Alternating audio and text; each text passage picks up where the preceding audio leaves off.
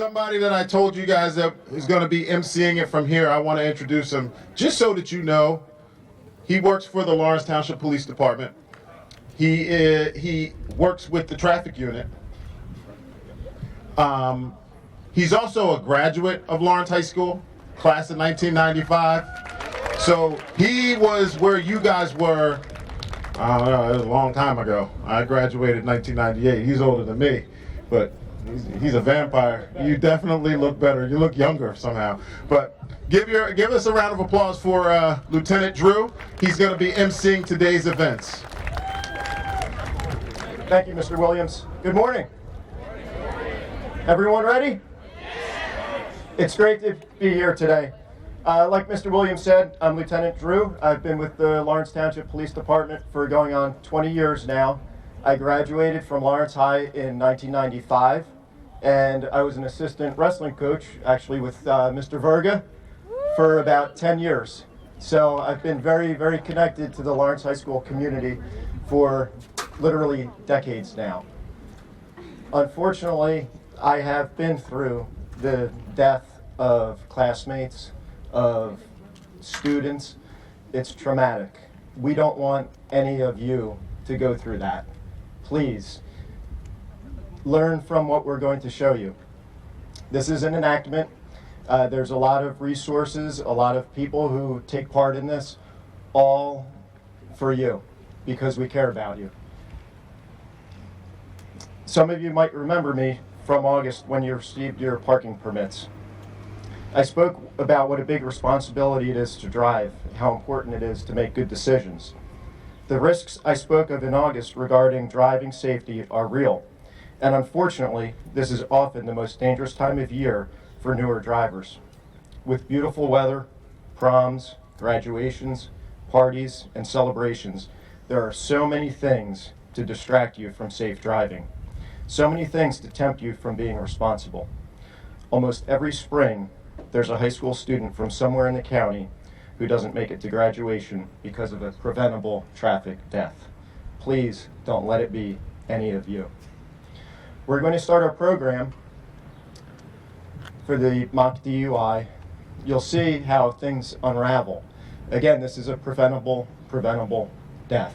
I'm going to call the police officers to the scene, and we're going to get started.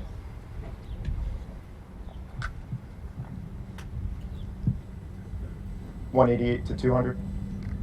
Yes. Respond to 2525 Princeton Pike, 2-vehicle accident, reported serious injuries. Receive.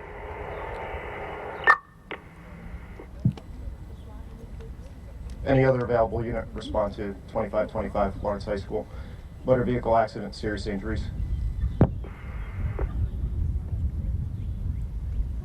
14-on-1.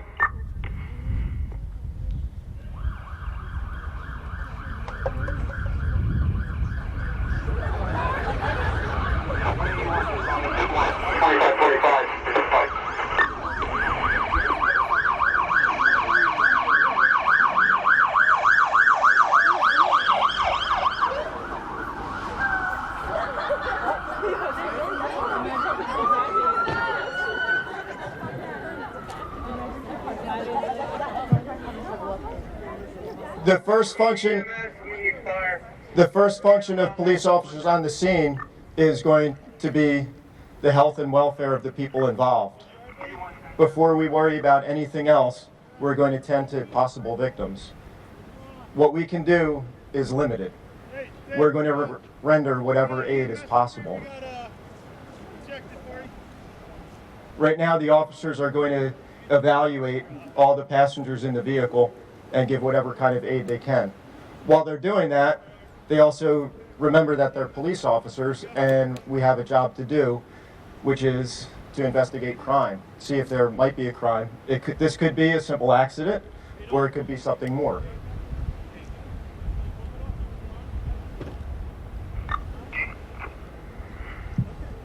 (88 to 2005).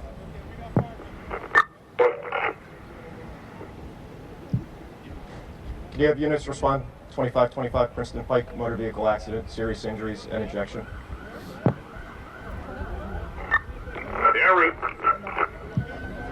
one party ejected, at least one entrapped.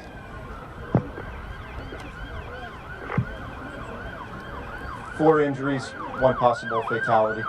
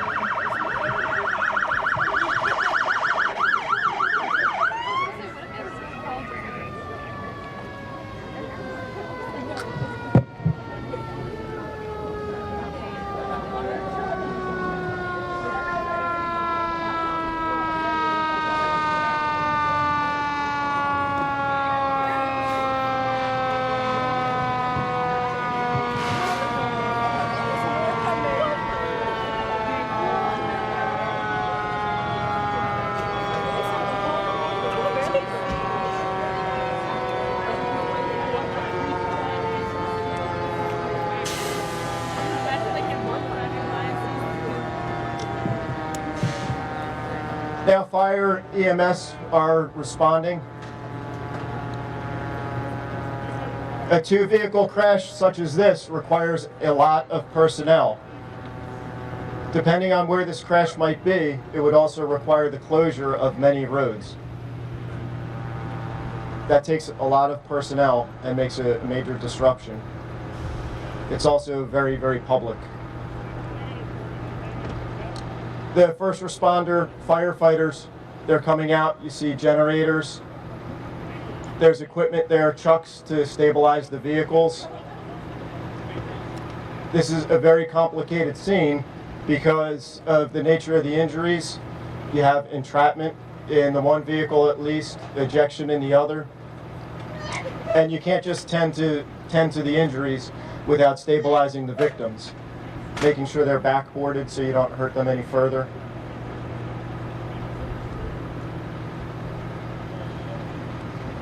Fortunate for Lawrence Township, the Capitol Health at Fold is a trauma center. So we're only a couple of miles away from a very, very good, competent trauma center. That's where the injured parties would go. A little bit later in the presentation, you'll hear from a trauma surgeon who's going to come speak to us.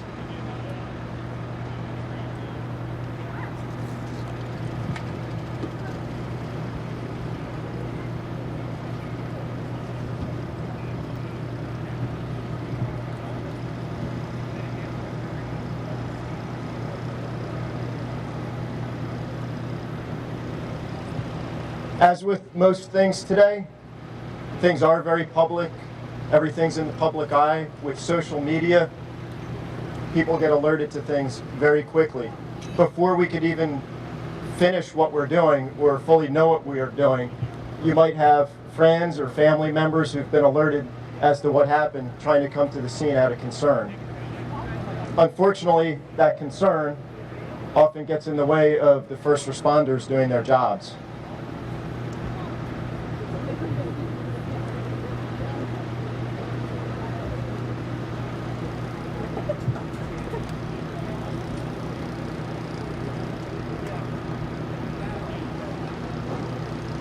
Right now they fired up the generator so they could use the heavy equipment, the hydraulic equipment, to start popping doors, is what we would call it, to try to get the extracted people out.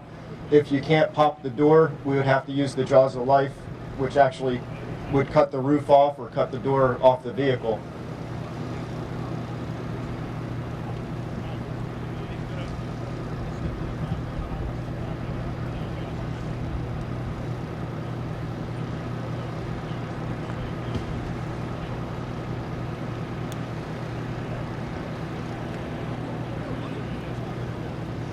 I know from being at a scene like this, several scenes like this, there's many, many things that go through your head, that go through my head. We have a job to do, but we're people. All the first responders are people. We drive, we have families, most of us have children, and when you see this, especially with a young person, you can't help but to feel the emotions of knowing that you're going to be telling their parents that their child died. You're going to be going to the house saying that their brother or sister died.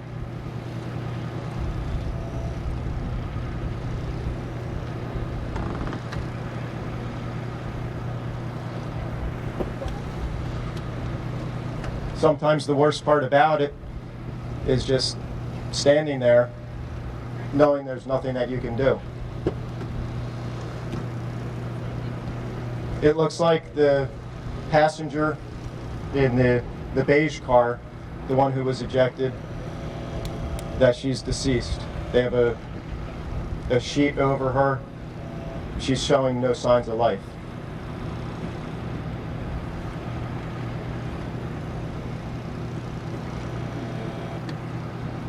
By watching them work, I can tell that other people in the vehicle are still living.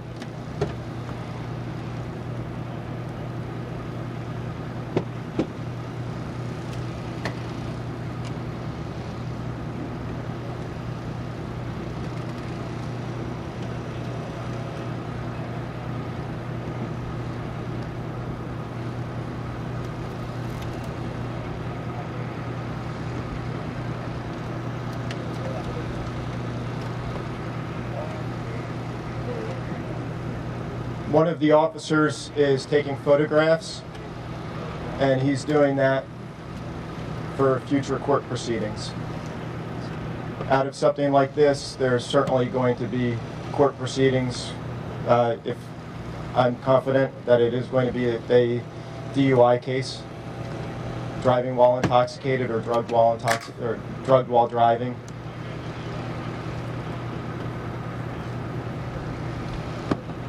So right from the get-go, as soon as we render aid and turn it over to the emergency services to give further aid, we're going to start our investigation, start collecting evidence.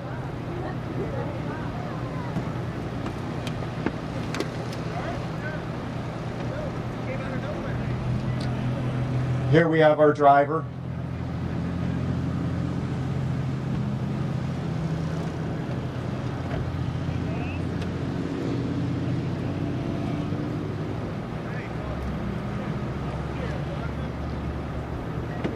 It appears that they found some kind of alcohol in the coffee cup that the driver had in the car. Most likely, while they were rendering aid, they were able to detect some odor of alcohol on his breath.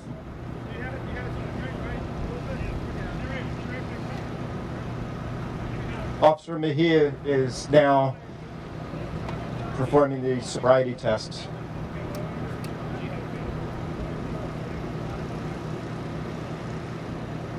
What he's doing now is called the HGN, the horizontal gaze nystagmus. It's important that the driver keeps his head straight, and what he's looking for is basically a bounce of his eyes. It's something that you can't control, regardless of how experienced of a drinker you might be. Depending on the level of alcohol that you have in your system, your eyes will involuntarily kind of flinch as they move along. And depending on the level of intoxication will indicate, your eyes will show you the level of intoxication, rather. So he's going to perform 6 tests to each, or 3 tests to each eye for a total of 6 different movements. And he's looking for the tracking, whether it's smooth or it's jumpy as he follows the stimulus.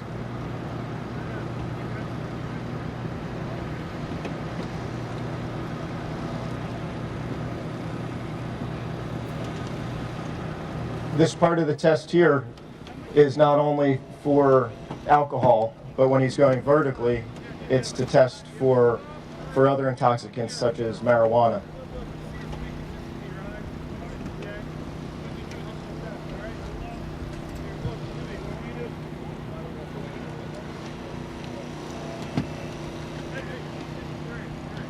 While he's running the sobriety tests, the fire and EMS, they're still trying to extricate the occupants of the vehicles.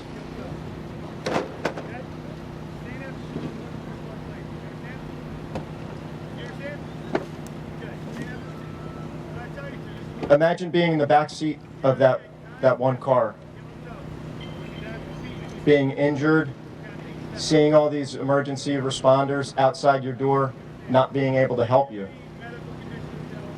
We've probably been out here for about at least 10 minutes, and they're just in that back seat suffering.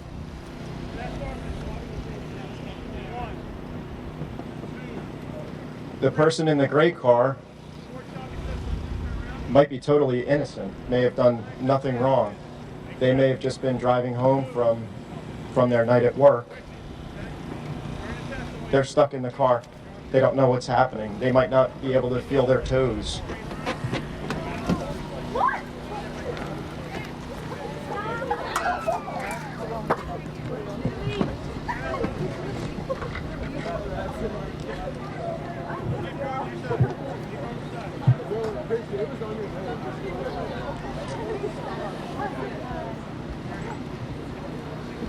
Right now, Officer Mahi is conducting the walk and turn. There are several different points that we look for, but Tristan's being told that he needs to walk in a straight line with his hands at his side.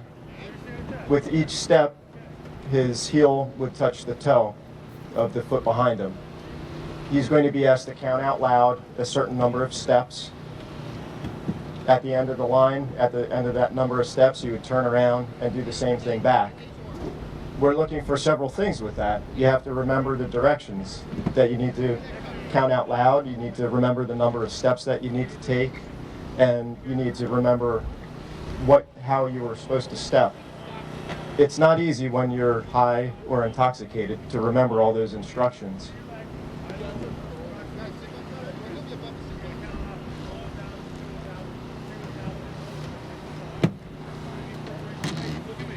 Think about what Tristan's thinking about right now.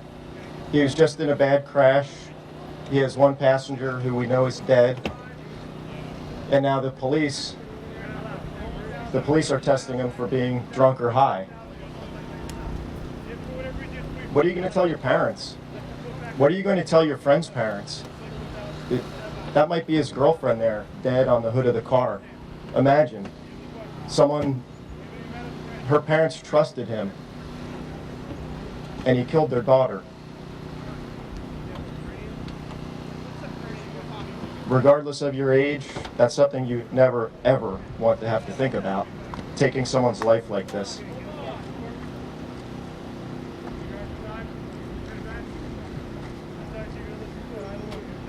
The firefighters have the roof off of the gray car because of the seriousness of the damage to the vehicles and the placement. They weren't able to get in any other way.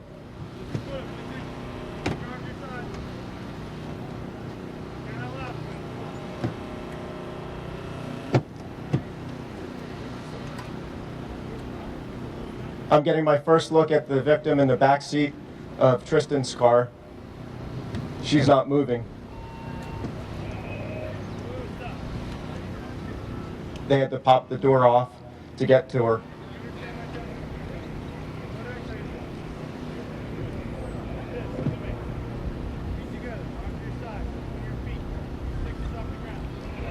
This is the one-leg stand. Tristan's going to be asked to, again, keep his hands at his side, raise one foot about 6 inches off the ground, and count silently to a certain number with his eyes closed.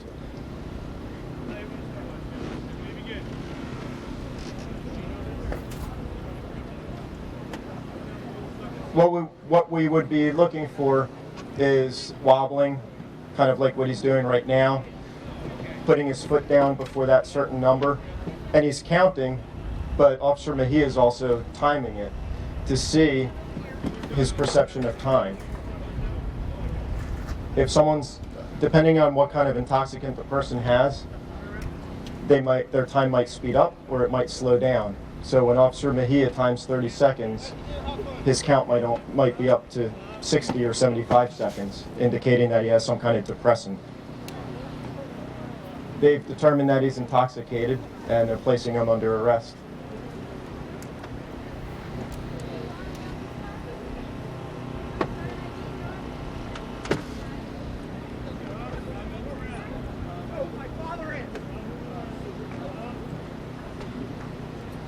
So now it's pretty clear with one person deceased in the car and him being arrested for being intoxicated. It went from being a crash to a motor vehicle violation to criminal charges.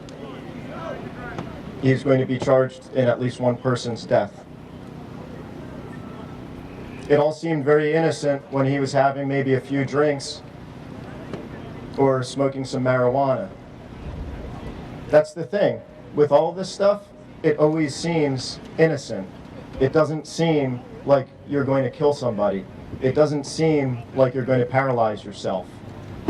You're just texting your friend. You're just having 2 beers. Then something like this happens, and it happens fast. And often, it's not preventable at that point. It was preventable before you picked up the cell phone. It was preventable before you had the beer. It was preventable before you had the marijuana. Now things can't be changed. EMS has one of the passengers on the stretcher. Another one has been backboarded because they think that he might have some kind of neck or spinal injury.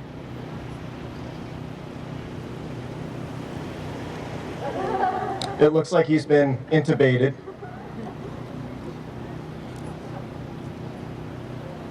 The EMS worker is actually doing rescue breathing for him. When there's a neck injury like that, you can have difficulty breathing. And to make matters worse, you can't really manipulate their neck to open up the airway. So you're going to take a hard piece of plastic about 4 or 5 inches long. It's hooked. Put it to the back of their mouth, twist it down their throat so that you can get their airway open. They initiated CPR. She's doing compressions. They just shocked him with an AED to try to restart his heart. I've done CPR several times. You never get used to that either. When you press down on someone's rib cage a way that's not natural to do, you crack their ribs. It breaks your sternum. Maybe he will live. Maybe he'll walk again. But he's going to be in pain for a long, long time.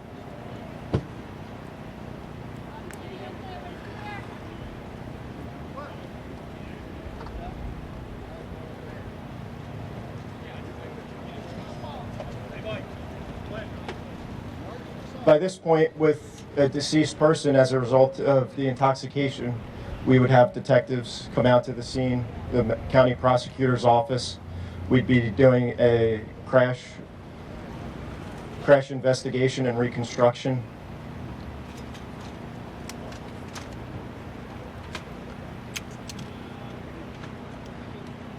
Your classmate, she's just going to be there, dead, exposed to the world for hours while we investigate this, so we could try to give her some justice.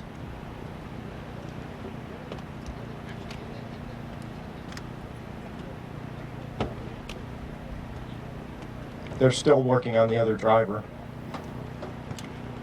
who had nothing to do with this.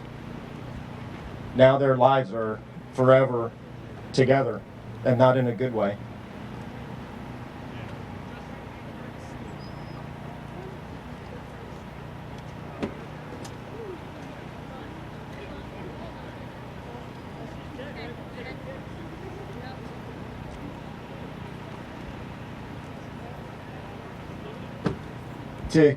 To give that driver continuous aid, you could see that the EMT is riding along on the stretcher to continue with the chest compressions, giving him the breath, emergency breathing.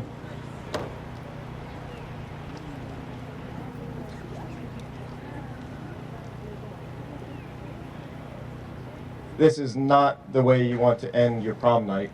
This is not the way you want to end a graduation night or the start to your adult life.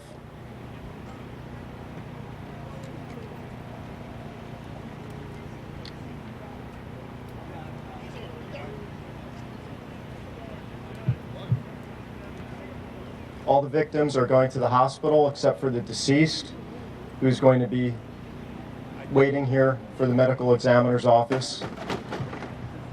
She'll have to be autopsied.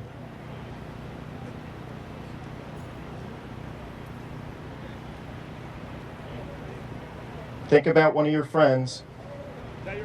Look who you're sitting next to.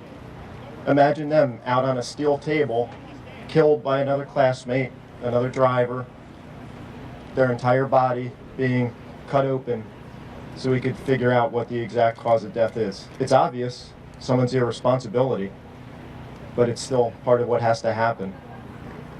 They look at each organ, they take them out of your body, they weigh them, photograph them.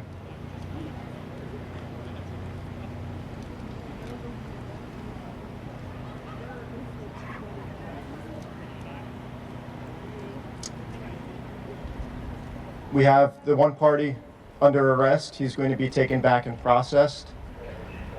He's going to have to live with what he's done to the people in his car, to this innocent person driving down the street. The others have been taken to the hospital. Good. We're all wrapped up on the extrication. 10-4. They have everyone extricated. Now the cars are going to remain out there while we continue our investigation.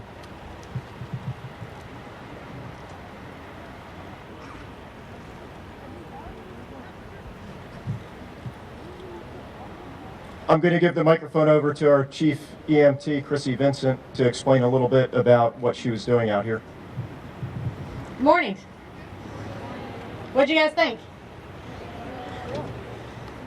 Did you see anything that you didn't expect? No? It's pretty serious. And this stuff happens every day. It happens all the time. We had 4 patients. On impact, 1 was killed immediately. Thrown through the windshield. The second one was alive, talking to us, pretty critically injured. But after we got her out, she went into cardiac arrest. She ultimately died too. She was 17 years old. The other one, we managed to save, but for the rest of his life, he's paralyzed from the neck down. So when we come out here, you know, this is kind of fun for us to come out here and show you guys what we do, what the police officers do. But it's pretty serious. So take it to heart. Go to prom, have a great time. I can't tell you what to do, what not to do. You're going to do whatever you want to do. But if you do get into a situation, call somebody. Okay? This happens every day. Okay? All right. Thank you, Chief.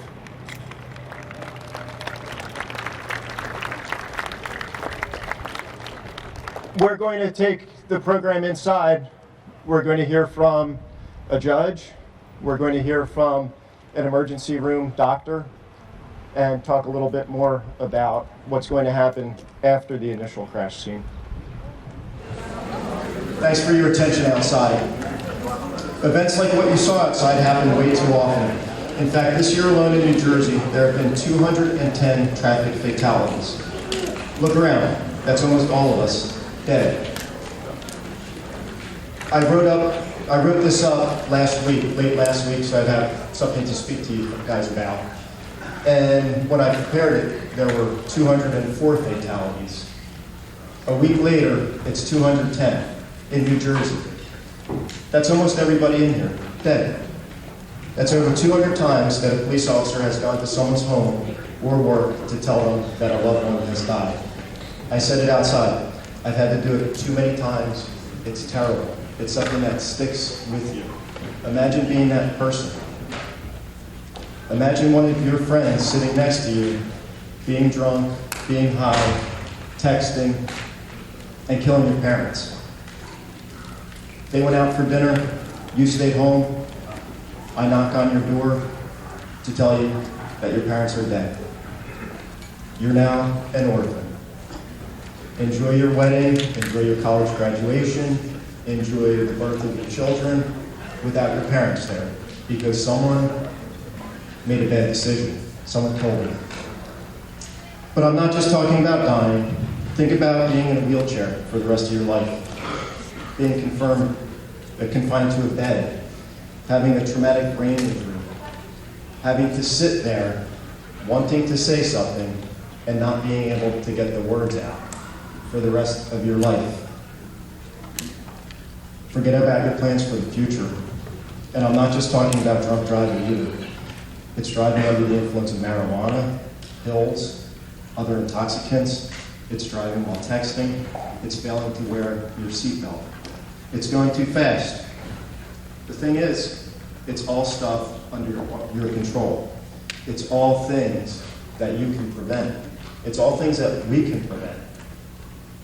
I'm hoping to prevent some of that by being here. Dr. Quinlan, same thing. Be responsible. Be good friends. Be good classmates. When you see someone doing the wrong thing, let them know. You owe it to everybody. Our crash outside was the end of things for one classmate, actually two. But for another, Tristan, it's just a difficult beginning. Let's see what happens after the crash scene is cleared up. We're going to begin with Dr. Quinlan from the Capital Health System. Dr. Quinlan, who's a trauma surgeon, is going to explain some of the realities of intoxicated and drug driving from a medical perspective. Dr. Quinlan, thank you for coming.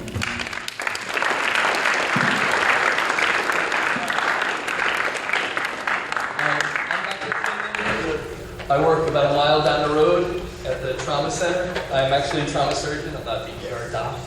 Okay, I don't take care of your colds or your bumps and bruises. I take care of you when you wind up like that. Okay? We see too much of that. A lot of intoxicated drivers, a lot of really injured people. So I'm just here to explain what we do once you arrive at us. That's me. That's Marion. She's over there. She doesn't like to talk at these things. That's why I'm up here. That's why you get me. She's our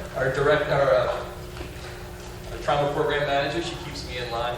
She makes sure I get here, even after a call. I worked last night, so we'll do this quick. Nancy Disselkamp, she's our trauma injury prevention coordinator. She arranges all this. We have to do things like this as part of our verification by the American College of Surgeons. We have to get out, we have to talk to people and try to prevent injury. It's kind of crazy. I'm in a business that's trying to prevent its own business. Okay? So, all right. This is the #1 teen killer, auto accidents, okay? #1. 14% of those deaths were between the ages of 15 and 20. It's all about all of you guys. 31 had been drinking, 31%, and 74% didn't have their seatbelts on. All of this is preventable, right? All of this is behavior. All of this can be prevented. And 45% of you had someone else in the car, right? And that's usually how you get distracted. Hopefully that 45% they weren't sober, because if they were sober, they should have been driving. Obviously you saw this earlier today. So what impaired driving? Alcohol, prescription drugs, marijuana, all that. Some of the ones that you don't think of, right? The one that I always remember the most because I have been most exposed to it is driving tired. Okay, driving tired is probably just as bad as driving impaired at times. And in these days, all of these texting and stuff, all these should be zero-sum sort of incidents, right? You should be able to call a friend. You should be able to call your parents. Uber and Lyft should have eradicated this problem. All right? You need to call someone else, especially if you're by yourself and you don't have a way home. Don't even chance it. Upset, stressed, bad, whatever. Just take a deep breath. Don't get behind the wheel. I'm not going to go through all these things, but these are what these things are, right? We don't want to be tired, stressed, drinking, because you can't do those. That's right down the street. Everyone knows that, right? Right down the street. That's where we work. That's where they bring you. You live close enough, you'll never come by a helicopter, okay? But some people come by helicopter, all right? That to us, it's kind of nice. In the summer night, you get to go out on the roof and wait for you for a few minutes. But I don't want to have to do that. I'd like to sleep. This is a normal trauma bay. This is where you wind up. You don't wind up in the ED where everybody else is milling around, coughing, puking. You come into the back where it's just you usually. Or if you have a passenger, you and the passenger. Now, I don't know how modest you are, but I am very modest. I'm very aware of my dad bod. I do not like other people around, okay? I wear a shirt on the beach, okay, all the time. When you come here, there will be 10 people in the room, and we are going to make you what we like to call trauma naked, all right? Because we need to make sure we don't miss an injury. So if nothing else scares you enough today, just remember, 10 people, 15 people in a room, you're lying there, totally bare. And it's important though, because we have to do our job appropriately. So this is where we come in. That's Dr. D'Amelio. He used to be our boss. He's now moved up to administration. There you are, strapped down on the board. We'll move you over. Hey, there are your clothes. In the corner. All right? You spent several $100s on a prom dress. You don't want it looking like that in the corner. And believe me, boys, you're not going to get your tuxedo rental fee back if your tux is in the corner like this. All right? You're not going to get it back. So we all walk around. We start working on you. This person wore their seatbelt, which is probably why they're still alive. That's a seatbelt sign right there across the neck. We like to see that. We don't like to see the injury, but we like to see it. This is what you wind up with. So all that fake makeup, that moulage makeup, this is what it really looks like. Tubes hanging out of your nose, that's really in his nose, not taped side to his nose, that's like in his nose. A collar, it's all uncomfortable. All right, this guy, a little more worse, this is the breathing tube. This is in his throat. It's not 4 inches, it's close to a foot in size. It goes below your vocal cords into your trachea. This is a chest tube, your lung collapses, rib fractures, so forth. Now this is bad because this is the ceiling and that's the floor. And this is common. Why? Because the person at the last second realized that they wanted to like break or something. So you see this goes off. So it's twisted around, facing the wrong way. All right, now what do I do when I get you finally? Well, I need to find out what's wrong with you, right? So we go here. This is CAT scan. It's just a machine. You go through it. That's not horrible. All right, this you go to the OR. This is the part that's difficult for me. That's Annie. Annie was one of our nurses in the OR. Annie was a nurse as long as I was alive when I arrived at Capitol Health. And as long as I was alive.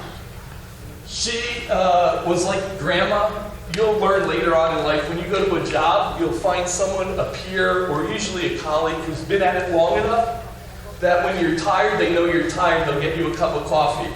They'll get what you need in the OR or wherever you're working. These are the type of people you really appreciate. She got everything for me for 4 years. Then she retired. A month after she retired, she's driving in Bensalem with her daughter and granddaughter, and she's hit by a drunk driver. She works 48 years. 2 months into her retirement, she's dead from a drunk driver. So every time I see this, I get a little choked up. The first time they put Annie in the presentation, I didn't know it was coming, and she popped up behind me, and it sort of, because we really miss Annie. We miss people like that. That's what happens. That's a real impact. I never would have thought that I would have known someone. You know, I take care of them, but I didn't know I would know someone personally that had been affected until Annie. So it does affect us, even us in the profession. So what sort of happens? You go to the intensive care unit, you're intubated, you're on a breathing machine. Sometimes if it's bad enough, you can progress to brain death. Brain death actually is death. It should just be called death, not brain death. All right, that just means your brain is swollen so much, or there's so much bleeding that it's crushed down on your brainstem, and basically you don't do anything anymore. Your heart still sort of beats, but that's about it. That's very difficult sometimes to explain because people don't understand it because they walk in the ICU, they see the traces from the heartbeat and everything like that, and they say, Doc, his heart's still beating, but yeah, he's died because you can't live like that. All right, this is very difficult. I'll tell you, the first time I had to tell, I had worked at this job for about 6 days. It was my second call, and I got a pedestrian struck to the helipad who came in, 13 years old, came in basically in CPR in progress. His parents had beaten him to the hospital because they lived in the capital, they worked in the capital, so they were already at the hospital when the helicopter was landing. I will tell you the most difficult thing, and you will never learn how to do, is tell someone how their child, mother, or father died. Because the second you sort of prepare yourself, the second you start walking to that room, you open the door and you see them there, another human being, and you have to tell them that their child is passed, it's devastating. Whatever you had thought as your routine, like I usually say, Dr. Quinlan, I'm sorry for your loss. That just goes out the window, right out the window. Usually do something like, hey, I'm Dr. Quinlan. Hate to inform you, but your child is dead. And you have to use a word like that. You can't be blunt, you can't say passed on, in a better place. You just have to tell them they're dead. Because they have to understand the seriousness of it so that they can actually start grieving right there. And then they do whatever, then you never know what's going to happen, right? Falling out on the floor. I've seen a father pick up the coffee table in the room and throw it against the wall. So you don't want to have to, I don't want to be involved in that. And there's 5 times a night where I could be, 5 times a month, so please, and you are in my catchment area. You are all the lives that we sort of cover. Our surgical trauma units are regular floor. So whenever teenage drivers would be involved in a motor vehicle collision, this happened to my son in the Quaker Bridge Mall. Luckily it was low speed, but he was still in high school when he got in his first accident. 6.8% of those drivers will die, so it's a decent number. So please, be careful, wear your seatbelt, get rest, don't drink, don't do drugs in the car, drive. Obviously, you're all teenagers, I have teenagers. I picked my son up and his friends, and they've all been a little too chatty for just soda. I drove them home. I told them to get gum and plenty of water before they saw their parents. But I'd rather have you call me. I'm sure your parents would rather have you call them and get you home and yell at you later than be dead or kill somebody else. But if those are your options, right? It's always easy to say, I'm sorry, right? Because you're not going to ask permission to drink. I don't think you're asking permission. If you do, all right, but make sure you have a ride. All right? It's easier to say I'm sorry, I know, but it's easier to say I'm sorry and be alive than be dead. All right? No one wants to be dead here. You got what? The average life expectancy for you guys are like 60 years left. Right? 60. All right? Enjoy them. Don't cut any of them short. Oh, and please don't text and drive. Do you realize, like, if you want to do the math, anyone really good math here? That if you're texting at even like 30 miles an hour, and if you look down for even a matter of seconds or a minute, how far you've traveled down the road, if there's a curve in the road, or if someone walks into the road, or someone does something stupid in another car that may not even be your fault, if you're not paying attention, you will wind up in that other car, running over that other person, or in the trees. All right, so just do that in your head. How far you look down and how fast you're traveling. And obviously the faster you're going, the more distance you're going to travel. Other drivers, if you're impaired, you're not going to notice the guy swerving in front of you. I tell this to everybody, I'm not the biggest, I'm not the biggest rat or thing. I try not to be. But I was driving on 206 one day on my way to work. It's not your school, it was another school. There's another school on 206 in this town. And I was driving behind somebody. And I saw that car, it kept going into the other lane a little bit. And then I noticed that the driver kept looking down in their bag. Look in the bag, swerve over. Look in the bag, swerve over. So they pulled into their high school's parking lot. I took the license plate down, got to work, and I didn't do this, but I had Mary call the high school. Just to inform them that maybe that person was probably not behaving well. So I drive a brown Acura, okay? All right, so if there's a brown Acura anywhere around you, just make sure that you're paying attention. We'll call the school. Not to get you in trouble, but just to inform you that you probably should pay more attention while you're driving. Only done it once. Only had to do it once. Better than those guys following you. Cap Dr. Quinlan followed you, but better than Lieutenant Drew. All right? I may just call the high school. He may give you a ticket. All right, everyone knows this is Normandy. This is Normandy. We don't want you to be part like this. This is not what we want. We want you to do this and have a great life and a great career. If anyone wants to be trauma surgeons, I recommend it. but not for your sleep patterns or for your family life. So thank you. Be safe. Enjoy the night.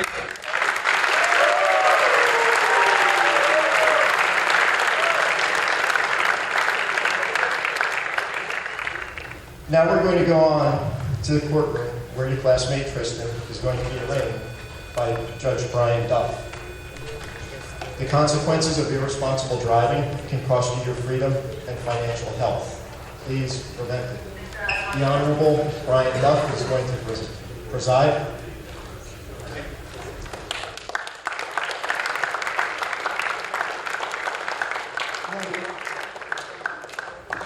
We have the Lawrence Township Municipal Court is in session. We have before us this morning the State versus Tristan Kerbishley. Good morning, Mr. Kerbishley. Mr. Kerbishley, you're brought before me to be arraigned on some very serious charges. It's a far cry from what I used to see at the pool club, son. I've been informed that you have 2 death by auto charges, 1 aggravated assault by auto. Before you say anything, I want to let you know that you're innocent until proven guilty in any court in the state. You have very important rights. You have the right to remain silent. You have the right to have an attorney. If you can't afford an attorney, one will be provided for you. I'm going to urge you to exercise those rights during this proceeding, Mr. Kerbishley. It's your decision whether you choose to do so or not. With regard to the death by auto charge, my understanding is that there are 2 people who have allegedly been killed. My understanding is also that it occurred in the school zone that elevates that charge to a first-degree charge in the state of New Jersey. If convicted, you face between 10 and 20 years of imprisonment on each charge, a maximum fine of $200,000. With regard to the aggravated assault by auto, because that is also in the school zone, that is a second-degree offense in the state of New Jersey. If convicted, you face 5 to 10 years in prison, maximum fine of $150.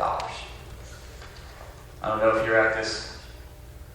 Lawrence High School has done a wonderful job with its programs in town. Last year, I did tell everybody that we had a Bail Reform Act in New Jersey, and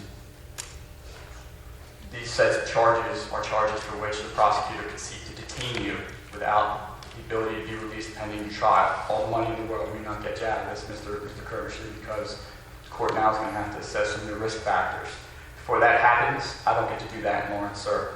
You'll be detained for 48 hours. Court services officer will make a risk assessment. You'll go before a superior court judge.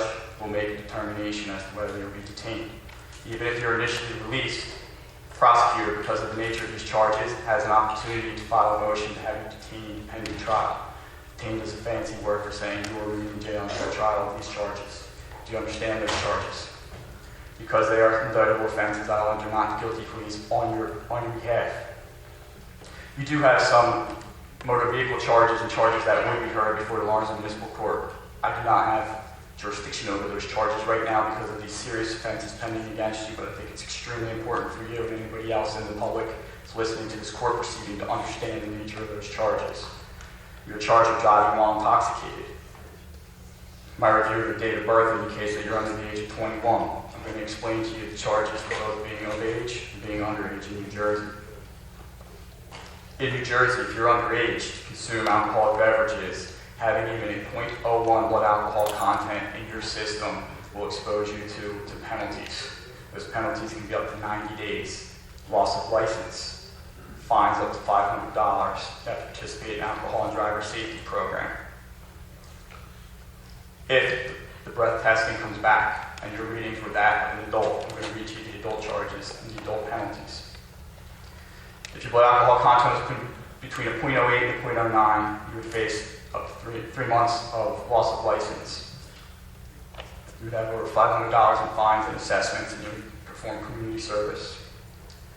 If your blood alcohol content was 0.01 or higher, you would face between 7 and 12 months loss of driving privileges. You could face up to 30 days in jail. The fact that an accident was involved is an aggravating factor the court would be permitted to consider. You'd be faced with, if it's your first offense, the responsibility to attend the Intoxicated Driver Resource Center between 12 and 48 hours. If your reading was 0.15 or higher, after your privileges were restored, you would have the interlock device placed on your vehicle between 6 months and 1 year, which means that you would have to blow into the device before you started the car. If it detected alcohol in your system, the car wouldn't start. I understand there's an allegation that you may have been texting while driving in addition to being under the influence. I can tell you that while that's a motor vehicle offense, if the facts support the fact that you were texting and that also took your attention away from the wheel, that would be a factor for whether you were being reckless with regard to the death by auto charge. First offense, it's merely a fine between $200 and $400. Second offense, between $400 and $600. If you're caught texting 3 times, you will have a suspension for 90 days of your driving privileges.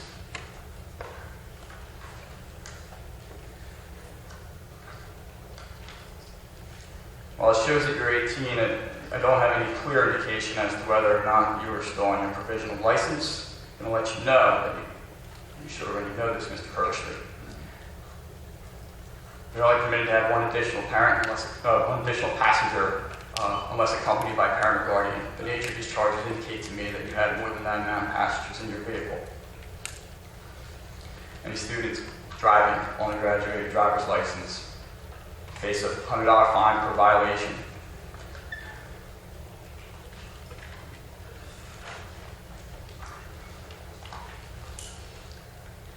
Mr. Kirsch, do you have any questions for the court? All right, at this time, you'll be detained as I described for you. The next 48 hours, the risk factors will be evaluated, and you'll be informed as to whether, at the next detention hearing, whether you'll be remanded pending trial. Good luck, sir.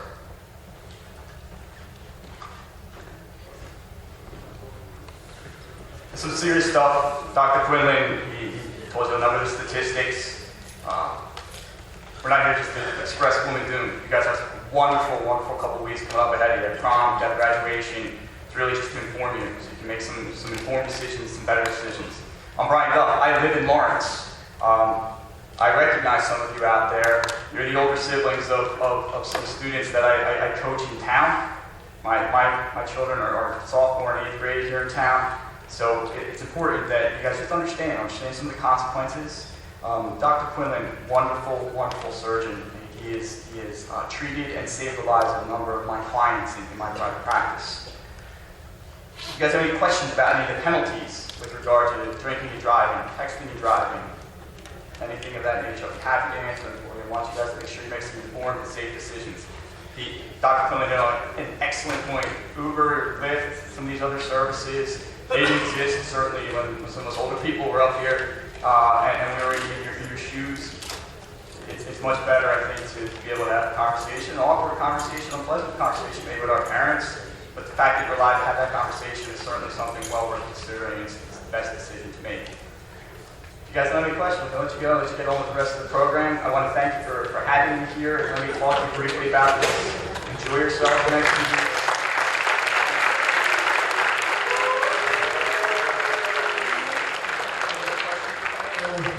Tristan went right from high school to the county workhouse. Not where you want to go, okay? Not where you want to go. You're 18 years old. Any kind of jail is an awful, awful place to be. The situation is terrible. And he still has the emotional effect of killing a classmate. I know everyone loves early dismissals, right? Yeah?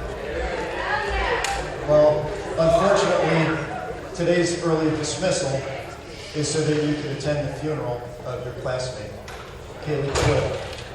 The school is going to be closed for the rest of the day so you can grieve her loss. Please join me at her funeral. I went to a party, Mom. I remembered what you said. You told me not to drink, so I drank soda instead. I felt really proud inside, Mom, the way you said I would. I didn't drink and drive, even though the others said I should. I knew I did the right thing, Mom. I knew you were always right. And now the party is finally ending as everyone is driving out of sight. As I got to my car, Mom, I knew I'd make it home in one piece because of the way you raised me. So responsible and sweet. I started to drive away, Mom, but as I pulled out to the road, the other car didn't see me, Mom. It hit me like a load. As I lay there on the pavement, Mom, I can hear the policeman say that the other guy is drunk, Mom.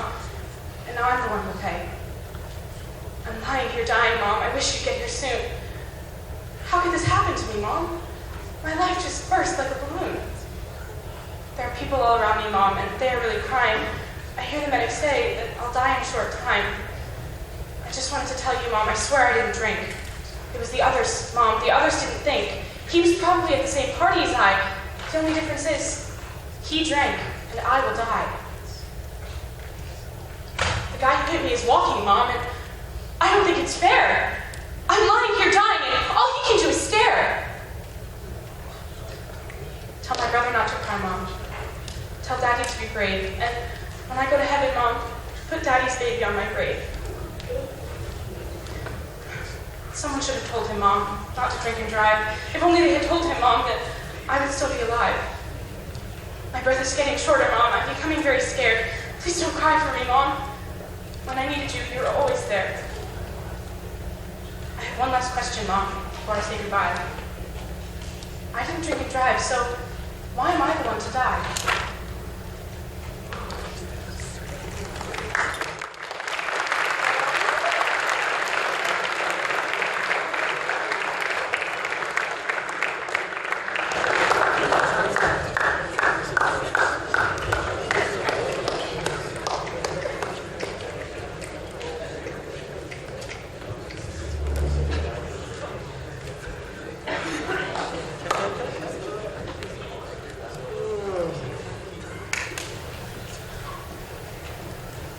What you've seen this morning is the reality of drunk driving.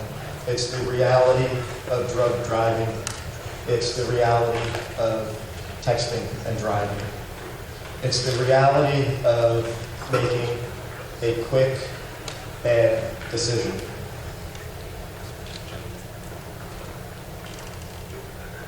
Don't let it be you. Don't let it be any of us.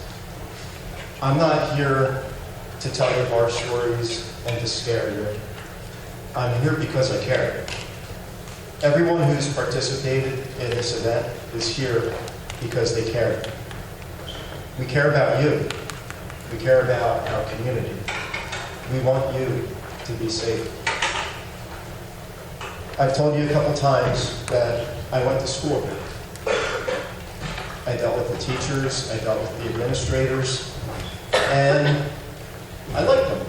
And I went to school here, and I was a student, and they were the administrators or teachers. It wasn't until I became a police officer, and I started coming here on police calls.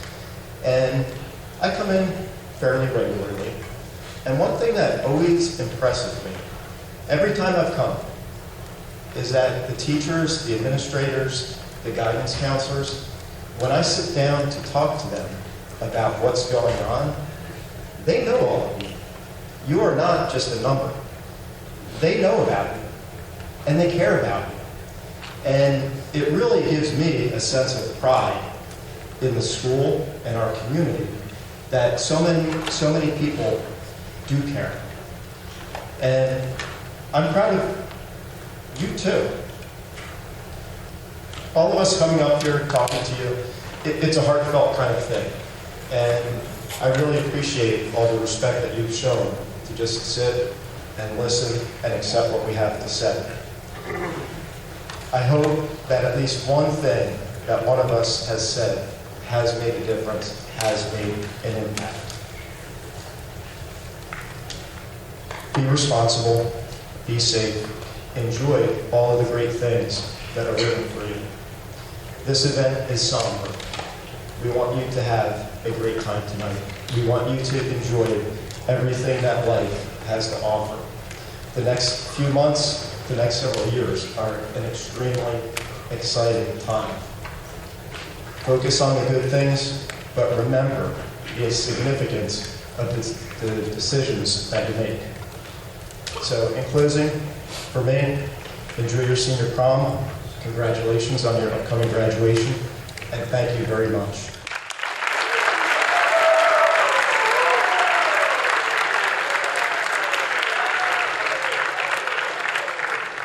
Hey guys, how you doing? I know you're ready. I know you're ready. Ready for a big time? Yeah! Ready for a fun night?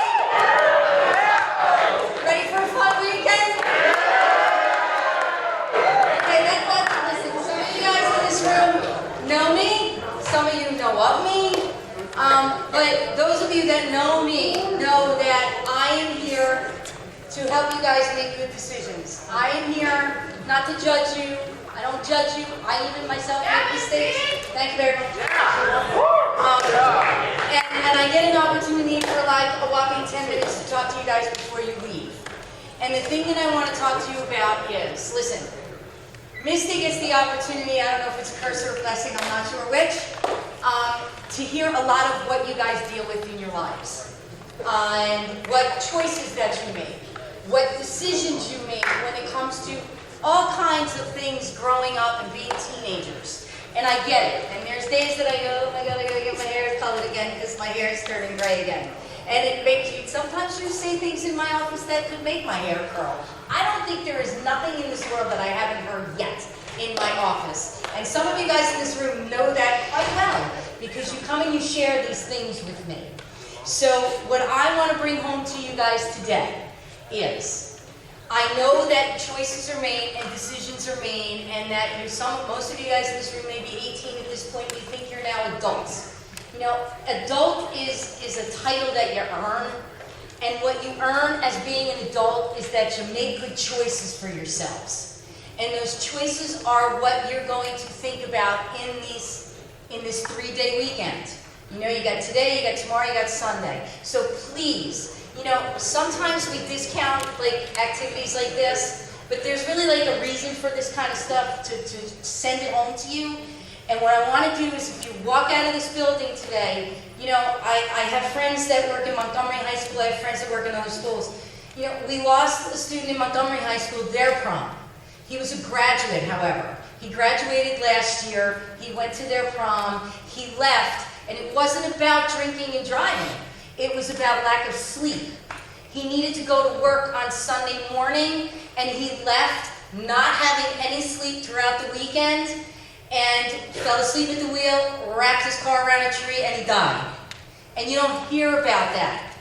You know, so it's not just about choices that you may make when it comes to substance use. Obviously, I'm going to say that most of you guys in this room don't partake in some of this stuff. But those that do, I'm not here to judge you. I'm here to tell you. I can't stop you. I can't make you do anything, nor can anyone in this room.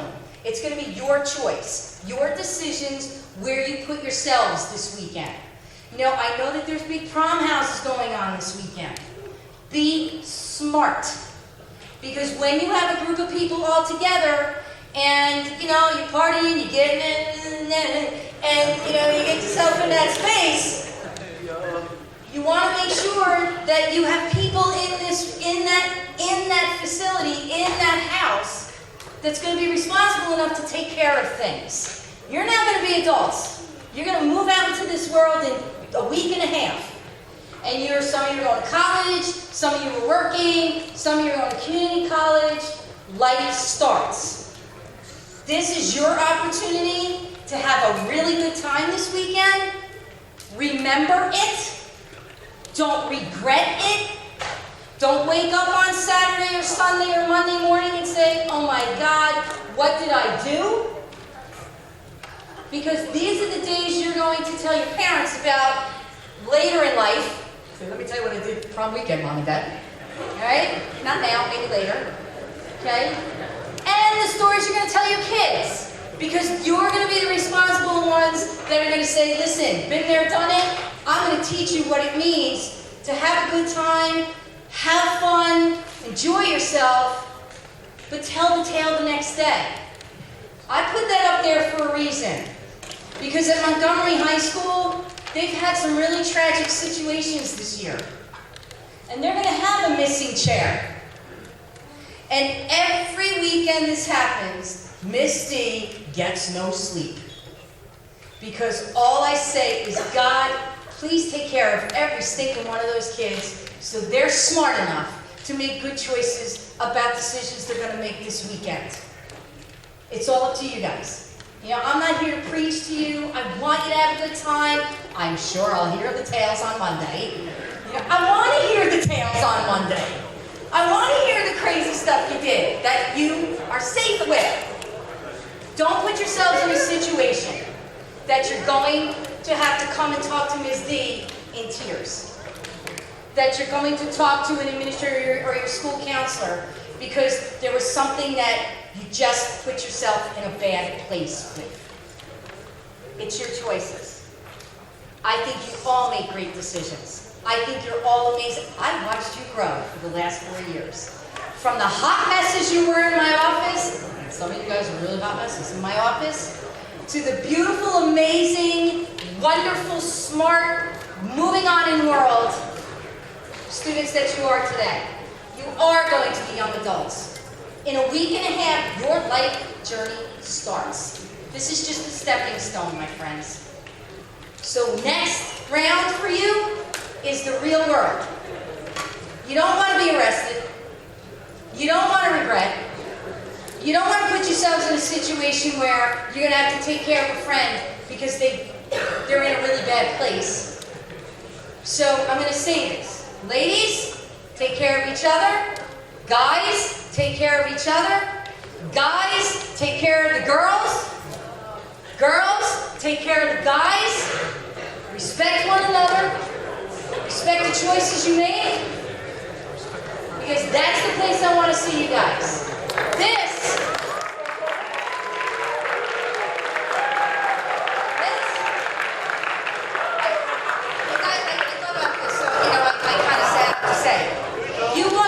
Auditorium, right? You walked into this building, and I was walking behind you guys, and I was like, wow, this feels like a procession, okay? Not to be a Debbie Downer, but that could be a line that you're going to be going into to actually see something like this.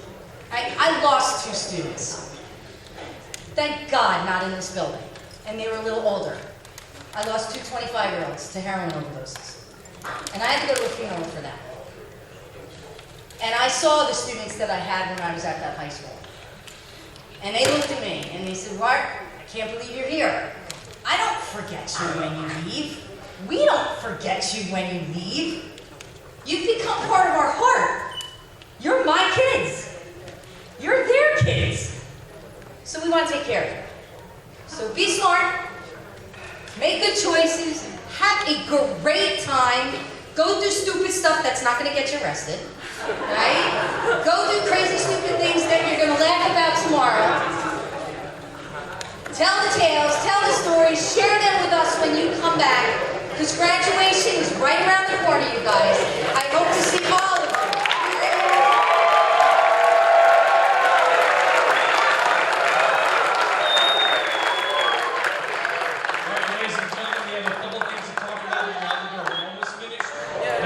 Lieutenant Drew said, I want to thank you for being a great audience. This is a special class. You guys are great kids, and we really look forward to tonight. Before you walk in the door, though, I want to tell you something. I'm not telling you something to threaten you. I'm telling you something to be honest, to be real with you. Every prom, for the last 10 years, I've been the one responsible for bringing this red bag to prom. Inside this red bag is a device. I'll carry this device to prom. We carry it every year. If there's an individual that shows up that any of these staff members, administration, believe is under an influence, I'll check you. Once I check in, I think preliminarily you might be under an influence. The police will be there, you will be arrested. I'm not saying to threaten you, I'm saying to be real, to be truthful. Don't bring it to my prom. This is your prom, and I run it every year. It's my prom. And I want you to be safe. Like everyone else who said that to you today. We will make sure that everyone there is having a good time, everyone else is being safe. That's our job. Because when you leave, the next class comes in, it's their chance to have a great prom. And we're going to take care of them just like we took care of you today. Be smart. Be safe. Take care of one another. Think about this for a quick second. Between the police, EMTs, firemen, Capitol Health emergency room doctors, a judge, a lawyer that was here for you today, underclassmen, your teachers, your administration, the district administration, the parents for breakfast this morning. Think about all those individuals who put on the first couple hours of your day today. Because they care about you, right? They care about each and every one of you. Like Ms. D said, Lieutenant Drew said, everyone else today. Because they care about you. And we want to see you guys next week, hear about what a great prom you had. I can't wait to see you guys next week we can come back. Tonight, it's going to be a great night. A lot of down stuff today, we understand it. It was reality. We want you to have fun. We want you to have a great night. So when you leave here, let's have